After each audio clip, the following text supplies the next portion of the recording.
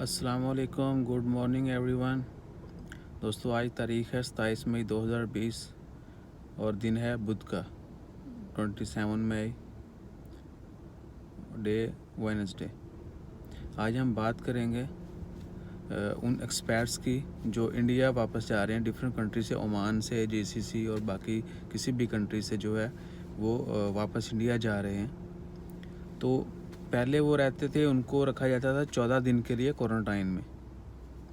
Quarantine यानी जो standard time frame दिया गया था वो है 14 डेज़। 14 दिन तक आपको आइसोलेशन में रखा जाएगा, क्वारंटाइन में रखा जाएगा, एक स्पेसिफिक एरिया में, स्पेसिफिक प्लेस पे आप उधर रहेंगे और उस दौरान आपका टेस्ट भी किया जाएगा, उसका रिज़ल्ट आता है, फिर वो मेडिकेशन जितना भी जो भी उस रिज़ल्ट के हिसाब से।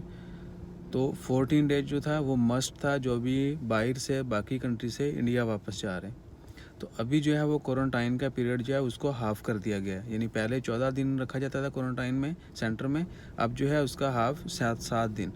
अब वो तमाम लोग जो बाहर के ममालिक से किसी भी कंट्री से इंडिया वापस जा रहे हैं तो इंडिया लैंडिंग के बाद उनको 7 दिन के लिए क्वारंटाइन में रखा जाएगा।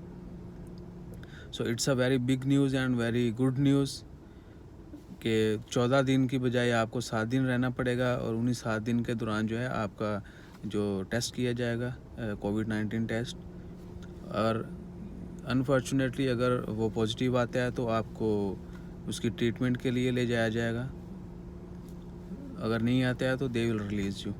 So all of you guys whoever want to fly to India, you should know that this is the quarantine period has halved, so no need to worry about that 14 days. Now you have to spend 7 days. I think 7 days is good, fine.